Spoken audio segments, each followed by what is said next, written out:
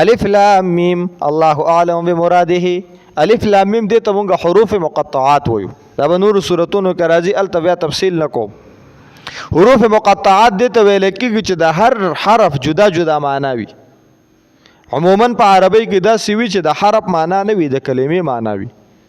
کله چې روغه کلمه شي لکه ذالکا، اوس دا ذالکا ذال لام کاف دا درې واړه حروف یو ځای شي دې ته کلمه وایي. د دې کلمې معنا وي، او د زال جدا معنا او د لام جدا معنا او د کاف جدا معنا. دا جدا معنی په لغت د عربی کې نه کیږي. حروف مقطعات هغه حروف دي چې دلته د حروف معنا وي.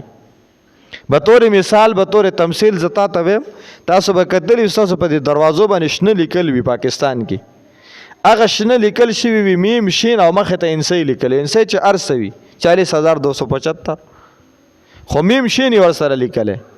دا میم شین دا حروف مقطعات دي. د میم نه مراد مردم او د شین نه مراد شمار.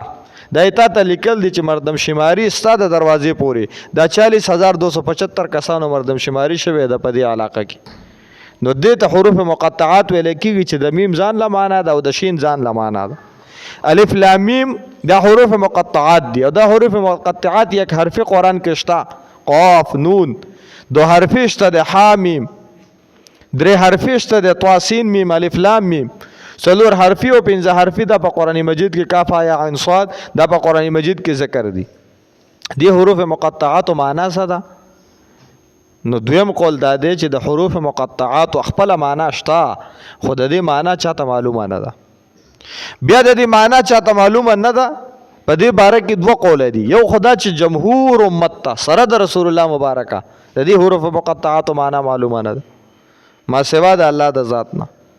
او دا الله جل جلاله د خپل د انسانانو د عجز د پاره چې دا تکبر ونه کی د الله جل جلاله د دې معنا پټه ساتلې ده. یو سړی به وای ډیر پوهه لرم ډیر لوی عالم یم، الله غل حد مقرر کړی دی چې تجاوز بنه کوي، تکبر بنه کوي. حدود شته، داسې حدود دي چې دا غینه مخکې ستا علم کار نه کوي. لکه څنګه چې تاسو سماوي د انسان د پوهې د پاره او د علم د حصول د پاره حواس خمسه دي، خو یو ځکه دا کار پری دی بیا عقل ته انسان محتاج شي. بیا د عقل په دې کشته کې د سوار دی روان دی، یو ځکه د عقل کار پری دی نو بیا لړ شي وਹੀ پسې. نو چې څوک دا وਹੀ راوالي او د عقل په دې کشته کې کیږي او دلته نه ځيږي نو بیا دی وای چې دا خو وਹੀ غلطه ده. الکه وਹੀ غلطه نه ده، ستا کشته وړه ده. په دې کشته کې دونه لوی وਹੀ نه ځيږي. دا کشته دی غټه او دا غټیږي نه دي چې پورې خو عقل را روانو دلته عقل کار پرې اوس به دا کشته پرې دوس به د وਹੀ کشته ته وخیږي نو وړاندې بیا تا وਹੀ بوزي. پرون مې تاسو په دې تفصیل کړی. نو دلته دا حروف مقطعات دا د الله جل جلاله د طرف نه، دا د الله علم د چاته خودل نه دی، دا الله حد مقرر کړی دی، حد نه به تجاوز نه کوي. او په دې الله جل جلاله تحویز ورته ویل کېږي. انسانانو ته الله تحویز هم ورکړی دی، پارول چې ورته ویل کېږي. ولا تحاضون علی طعام المسکین.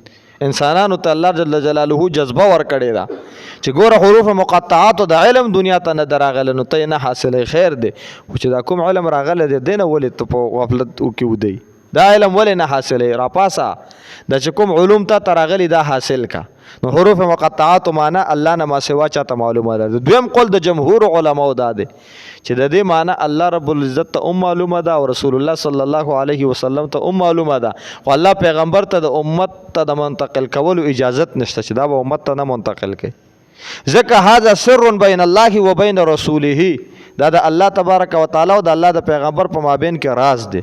او راز خو دې ته ویل کېږي چې کله د دوړو کسانو په علم کې وي، لکه زما او د سعید په خپل مابین کې راز به الوي چې دې هم په خبردار وي، زه په هم خبردار یم چې دې غریب ته پته نشته نو دا زما د راز بیان دی، دا زما دی.